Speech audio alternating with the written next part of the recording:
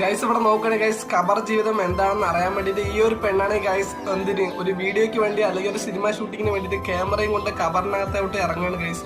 നോക്കണ ആ പെണ്ണിന്റെ ചെക്കനും ഉണ്ട്, മുകളിൽ നിൽക്കുന്നുണ്ട്. നീ പോയിട്ട് അത് അതിനകത്ത് എന്താ സംഭവിക്കാൻ പോകുന്നതെന്ന് ജസ്റ്റ് ഒന്ന് ക്യാമറയിൽ ഷൂട്ട് ചെയ്ത് ഞാൻ മുകളിലുണ്ടാവും. എന്തെങ്കിലും നിനക്ക് ബുദ്ധിമുട്ട് തോന്നിയാൽ വിളിക്ക്, ഞാൻ വരാന്ന് പറഞ്ഞിട്ട് ആ പെണ്ണിന്റെ ചെക്കനാണെങ്കിൽ മുകളിൽ നിന്നിട്ട് ആ പെണ്ണിനെ ഖബറിലോട്ട് ഇറക്കി വിടുകയാണ് ഗൈസ്. ഈ ഒരു ദൃശ്യമാണ് നിങ്ങൾ ഇവിടെ കണ്ടുകൊണ്ടിരിക്കുന്നത്.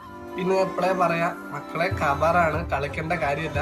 കാരണം നമ്മളും നാളെ ഖബർ ആ ഒരു മണ്ണിലേക്ക്, അതായത് ആ ഒരു ഖബറിന്റെ മണ്ണിലേക്ക് നമ്മളും പോകേണ്ട ആൾക്കാരാണ്. നമ്മൾ ഈ ദുനിയാവിൽ 100 കൊല്ലം അല്ലെങ്കിൽ 150 കൊല്ലമെങ്കിലും ഇരുന്നാലും അതിനുശേഷം നമ്മളും തിരിച്ച് അങ്ങോട്ട് മടങ്ങേണ്ട ഒരു സ്ഥലം കൂടിയാണ് ഈ ഖബർ.